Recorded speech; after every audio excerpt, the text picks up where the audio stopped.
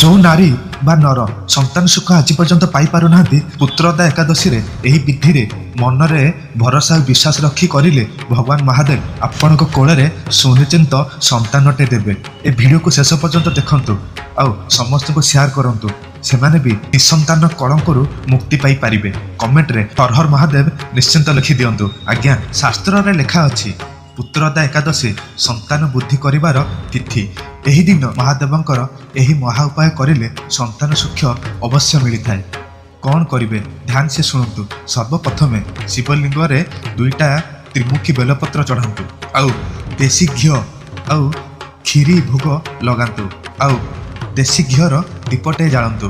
ଭଗବାନଙ୍କୁ ସ୍ମରଣ କରି ଆପଣଙ୍କ ଦୁଃଖ ଜଣାନ୍ତୁ।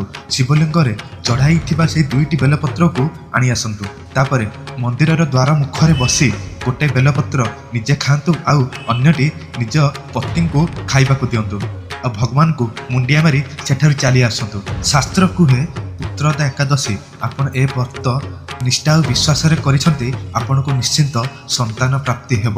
ସେୟାର କରନ୍ତୁ ସମସ୍ତଙ୍କୁ। ଆପଣଙ୍କର ଗୋଟିଏ ସେୟାର ହିଁ ସନ୍ତାନ ନ ପାଇ ଦୁଃଖରେ ଥିବା ମା କୋଳରେ ହସ ଖୁସି ସଂସାରଟେ ଫୁଟି ଉଠିବ। କମେଣ୍ଟରେ ହର ହର ମହାଦେବ ଲେଖିଦିଅନ୍ତୁ। ଏମିତି ଇନଫର୍ମେସନ୍ ବାଲା ଭିଡ଼ିଓ ଫାଷ୍ଟ ଦେଖିବା ପାଇଁ ଫଲୋ କରି ରଖିଥାନ୍ତୁ। ହର ହର ମହାଦେବ। ଓମ୍ ନମଃ ଶିବାୟ। ଜୟ ଜଗନ୍ନାଥ, ଜୟ ଜଗନ୍ନାଥ, ଜୟ ଜଗନ୍ନାଥ, ଜୟ ଜଗନ୍ନାଥ, ଜୟ ଜଗନ୍ନାଥ।